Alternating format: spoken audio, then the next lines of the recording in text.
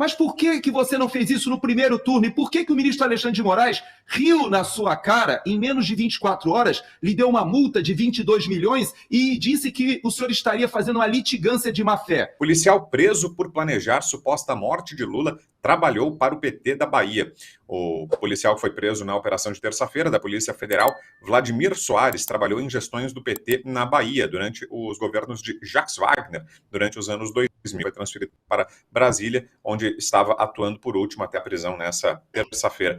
Coronel Gerson Gomes, como analisa, coronel, essa informação, esse registro de aliás, policial federal que tem longa carreira, tem mais de 22 anos de carreira na Polícia Federal e entre os trabalhos que prestou estão aí serviços na gestão do PT na Bahia. Como analisa essa informação, coronel?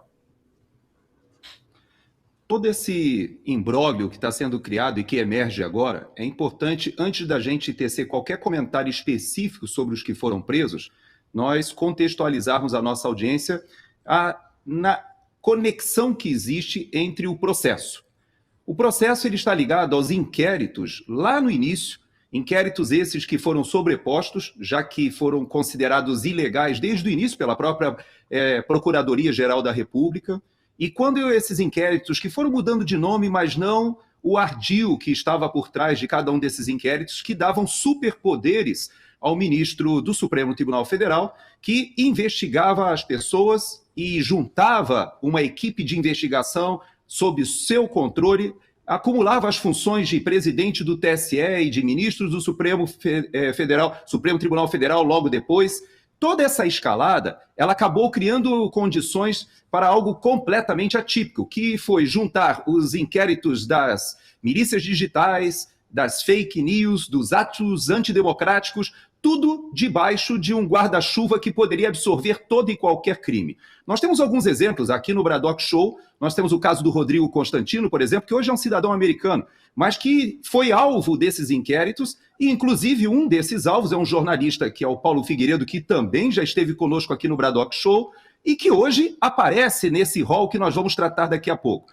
Então, Vitor, é muito importante a gente entender que a deterioração do que a gente chama aqui nos Estados Unidos de rule of law, do Estado de Direito, é algo que veio acontecendo muito rapidamente no Brasil. Veja que as manifestações populares que começaram ali em 2013 e 2014 foram se acumulando, a direita pegou gosto, foi para a rua, a população usou o verde e amarelo. Houve o impeachment da Dilma Rousseff em total liberdade de expressão no país. Depois houve até o governo tampão do Michel Temer e nada disso havia de uso do poder judiciário para a perseguição política. Tudo isso foi inaugurado quando falhou a tentativa de homicídio desesperada contra o presidente Bolsonaro. Ele acaba sendo eleito e aí o sistema entra em polvorosa, Vitor. Então, quando você me fala desse policial federal, nós não podemos tirar do contexto. Há muitas possibilidades. Há quem diga que ele foi plantado ali para dar uma legitimidade a esse tipo de narrativa, como o próprio presidente Lula disse, inclusive aqui nos Estados Unidos, numa entrevista para uma jornalista famosa, que o presidente Bolsonaro não voltaria ao poder desde que fosse criada a narrativa correta. Ele teve a desfaçatez de falar isso aqui nos Estados Unidos. Então, Vitor, eu não sei de detalhes desse policial federal. Não sei se de fato é alguém do PT ou que teve conexões com o PT e que está agora sendo colocado ali para, de alguma maneira, arrumar a história, né? Porque é isso que está acontecendo nesses inquéritos, na mão de um próprio juiz que, inclusive, cita o seu próprio nome diversas vezes nessa última peça. É mais um ato daquela situação anômala em que nós temos um juiz que, ao mesmo tempo, se diz vítima, faz a investigação, e, inclusive, ao arrepio da Procuradoria-Geral da República, toma iniciativas e julga, e condena, e prende, e manda prender. Então, posso te dizer só uma coisa, Vitor. Esse policial federal, se é legítima a história de que ele, de fato, integrou um grupo de aloprados que tentaram uma ação terrorista no Brasil, não sei. Mas que há muita desconfiança da minha parte por causa do contexto dessa história, eu não tenho como evitar de te dizer. Acho difícil, acho pouco crível isso tudo que emergiu nos últimos dias. Perfeito. Serrão. Essa situação aí é muito esquisita. Esse policial federal já surgiu a versão de que ele apresentou uma alegação de que ele foi cooptado para participar dos esquemas. Então, a gente ainda vai ouvir histórias inimagináveis e todas absolutamente sem nexos. Porque vamos lá, qual é o grande problema dessa história toda que está montada? Tentativa de golpe para a tomada do poder de forma violenta, para enquadrar todo mundo na lei do Estado Democrático de Direito. Essa é a tese que vem sendo trabalhada desde dezembro de 2022. Desde 12 de dezembro, depois do dia 15, e depois desde que Bolsonaro viajou e foi continuando até no ápice do 8 de janeiro, depois no dia da perfídia, 9 de janeiro, e aí a festa. Então, é uma tese na qual não se pode acreditar. No Brasil, a gente pode garantir com toda certeza absoluta, não houve tentativa de golpe de Estado para a tomada do poder. Nada, as teorias que embasam o golpe de Estado, nada do que aconteceu aqui se aplicam nelas. Então, isso aí não pode ser usado. É até uma vergonha para o nosso Poder Judiciário estar baseando-se nessa tese. Judiciário, Procuradoria-Geral da República e o sistema político tupiniquim. Esse é um vexame histórico que vamos passar por essa mentira que o Brasil inventou.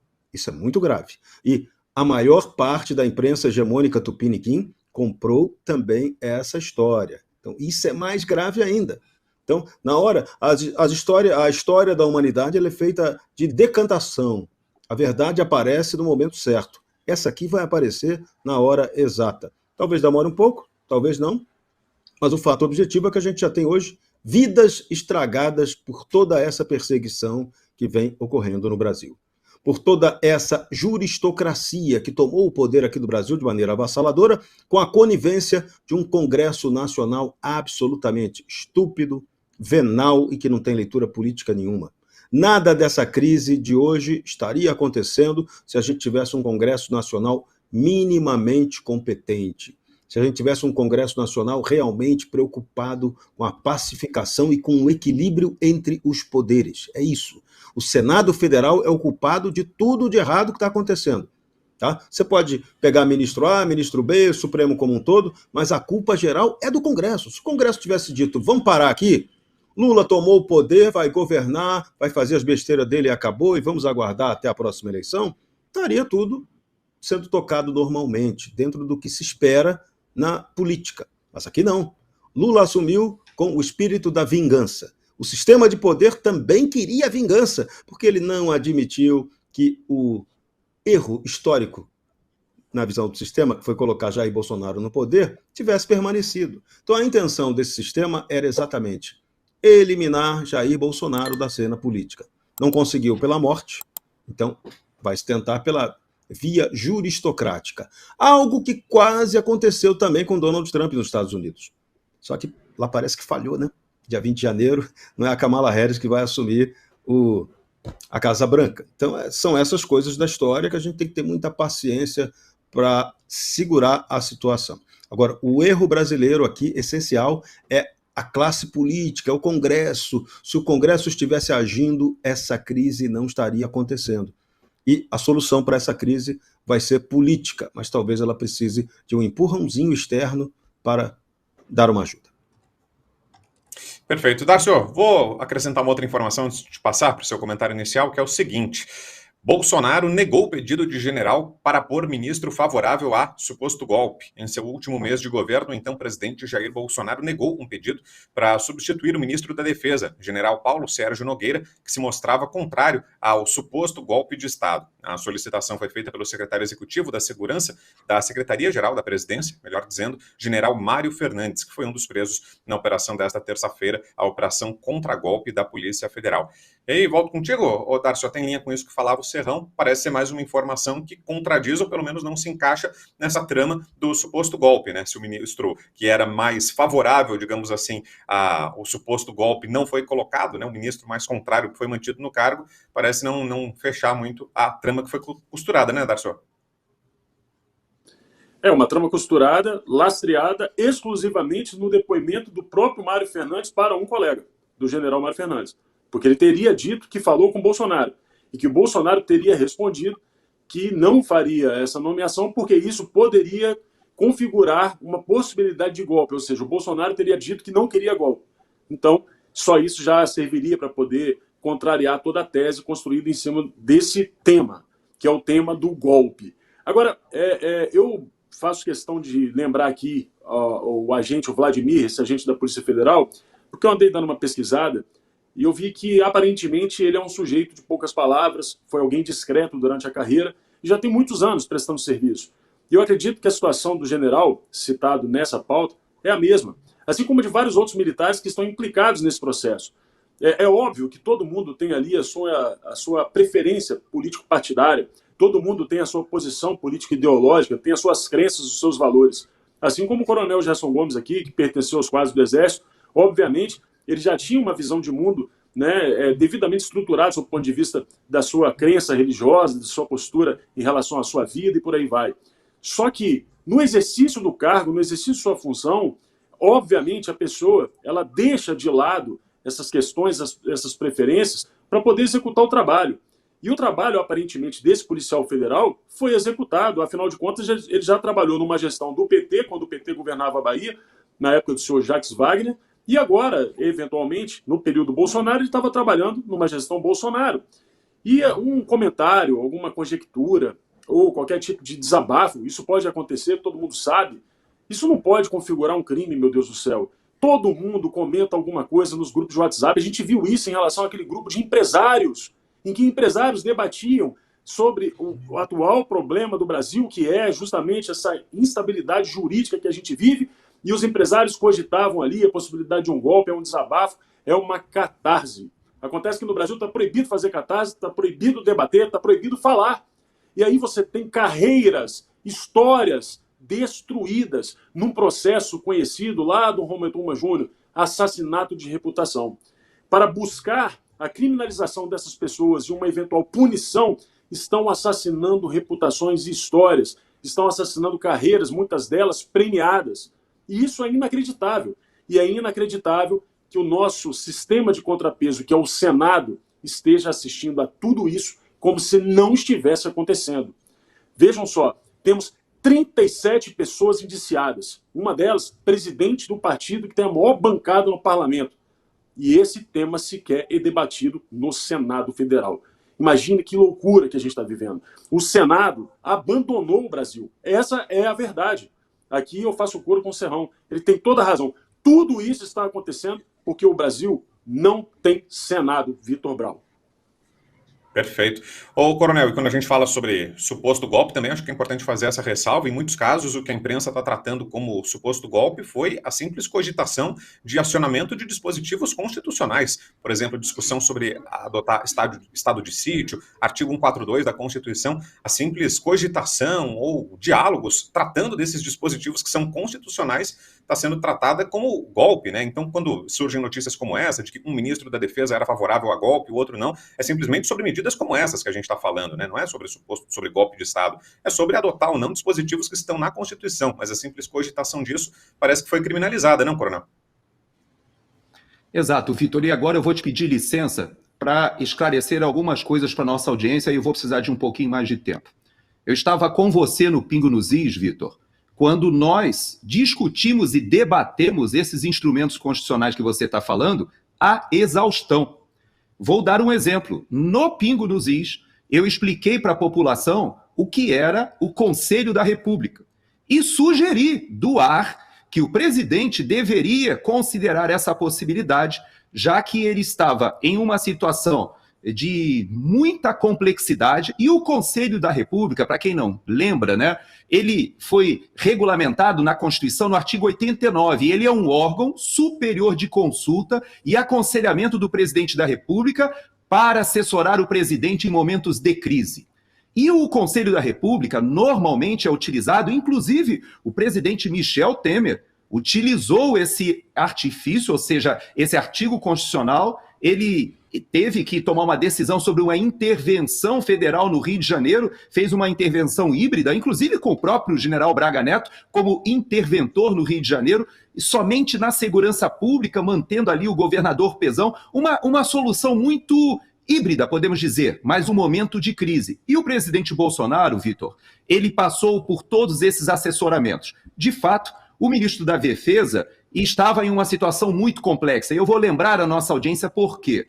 O presidente Bolsonaro, ele tinha desconfianças de que o processo eleitoral não seria bem conduzido.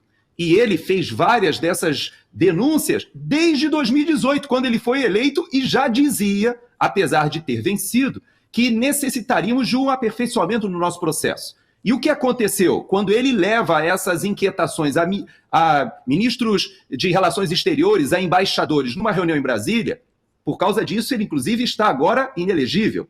Mas ele já alertou atrás, mas ele tomou uma decisão. A decisão foi concorrer apesar disso. E quando ele concorre e há um relatório das Forças Armadas falando sobre as fragilidades do processo, o ministro Alexandre de Moraes, na época, ele solicitou o relatório logo após o primeiro turno.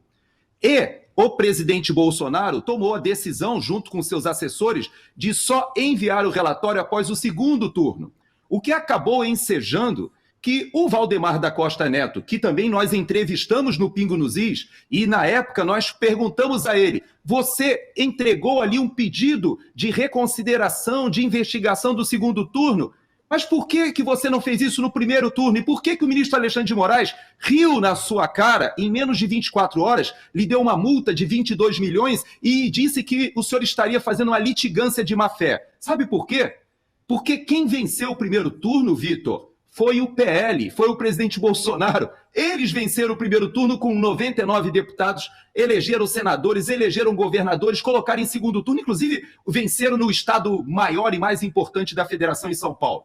Então vejam que havia uma decisão política e o Valdemar, na época, resolveu fazer uma litigância só em relação ao segundo turno. E o ministro Alexandre de Moraes simplesmente desconsiderou e disse que esse relatório das Forças Armadas, que baseava aquela argumentação, ele agradecia e que no momento oportuno ele ia se debruçar sobre aquele relatório. Então, na verdade, se criou uma situação, Vitor, que logo depois nós explicamos para a população que o presidente Bolsonaro poderia, naquela crise, já que ele entendia que o processo havia sido injusto, ele podia entrar com a impugnação.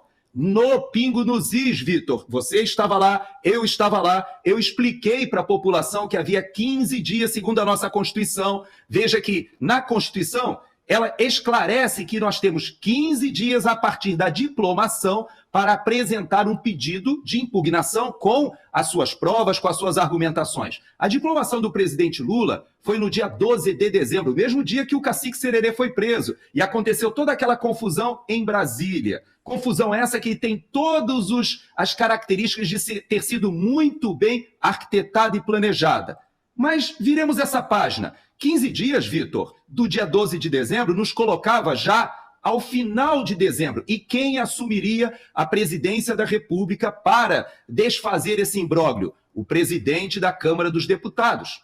Então não seria o presidente Bolsonaro que resolveria o pedido de impugnação. O próprio presidente da Câmara teria que fazer as investigações ou aguardar que a Justiça julgasse o pedido de impugnação para aí decidir se convocaria novas eleições ou se de fato daria posse ao diplomado que já estava, que era o presidente Lula.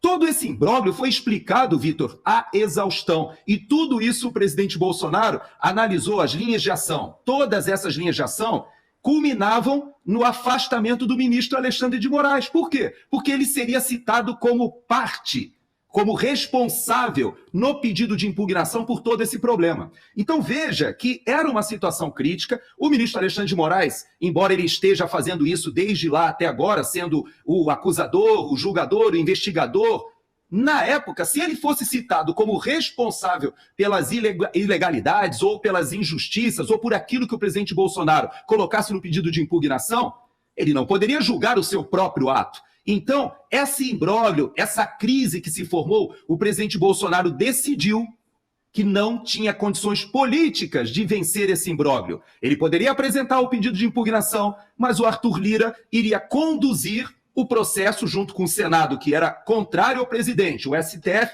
contrário ao presidente. E as Forças Armadas e os comandantes militares, todos conversaram com as linhas de ações que havia e disseram ao presidente, não tem chance de prosperar. E ele tomou a decisão de se ausentar, veio aqui para os Estados Unidos um dia antes do término do seu mandato. Essa é a história, Vitor. O tal do golpe, o minuta do golpe, são esses estudos que foram feitos. Inclusive, hoje, no documento que eu estava observando ali, esse documento fala que há um núcleo jurídico. Claro, havia assessores jurídicos do presidente, assessores militares, todos estavam ali tentando achar uma solução. Não foi encontrada a solução. E o que acontece no ambiente democrático quando não há uma solução? Serrão e Dárcio. O que acontece é o checkmate. Vamos para a próxima eleição. Eles venceram, como o Barroso disse, nós vencemos o bolsonarismo, perdeu o Mané. E eles tiveram que partir para a próxima. E nós estamos nesse processo agora, com as eleições municipais mostrando que o processo de virada está acontecendo. Então, esse ato que nós estamos presenciando é um ato de desespero. É só isso que eu quero te dizer, Vitor. Voltando aqui para a nossa pauta, deixa eu trazer uma outra informação, que é o seguinte: a gente estava falando sobre aquela operação da Polícia Federal, e a gente traz uma manifestação muito firme que fez a Janaína Pascoal, ex-deputada estadual, eleita aqui de São Paulo, a jurista Janaína Pascoal, disse que não houve tentativa de homicídio contra Lula. A ex-deputada estadual questionou a caracterização das acusações como tentativa de homicídio. Segundo ela, para ter tentativa é preciso ter o início da execução. Mesmo quando se inicia a execução, o que não ocorreu no caso, a desistência voluntária descaracteriza a tentativa. E aí volto contigo, Serrão, a partir dessa interpretação da jurista Janaína Pascoal. Interpretação corretíssima. O sistema de poder no Brasil poderia nos ter privado de passar esse vexame. É um vexame. Dizer que houve alguma tentativa de assassinato do Lula, do Alckmin e do Alexandre de Moraes. Nossa, eles estão mais vivos do que nunca. Nada aconteceu com nenhum deles, pelo amor de Deus. Então, essa história, ela assume uma gravidade total, porque quando você joga isso para a imprensa internacional, joga isso num inquérito, numa investigação oficial, você está dizendo que no Brasil realmente houve uma tentativa de golpe de Estado violenta para a tomada do poder, quando a gente pode garantir de maneira absoluta, verdade objetiva, não houve nada disso. E hoje o mega mentiroso presidente Lula ainda foi agradecer a Deus que ele e Alckmin não foram envenenados. Ô Lula, quem envenena o Brasil com suas mentiras é você, pelo amor de Deus. O Brasil e o mundo. É muito duro a gente ouvir isso. E as histórias, as ilações nesse inquérito, esse indiciamento, tem um padre, nós vamos ter problema até com o Papa Chiquinho agora, um padre foi indiciado porque ele teria participado do núcleo jurídico dessa tentativa de golpe. Meu Deus do céu, é muita loucura.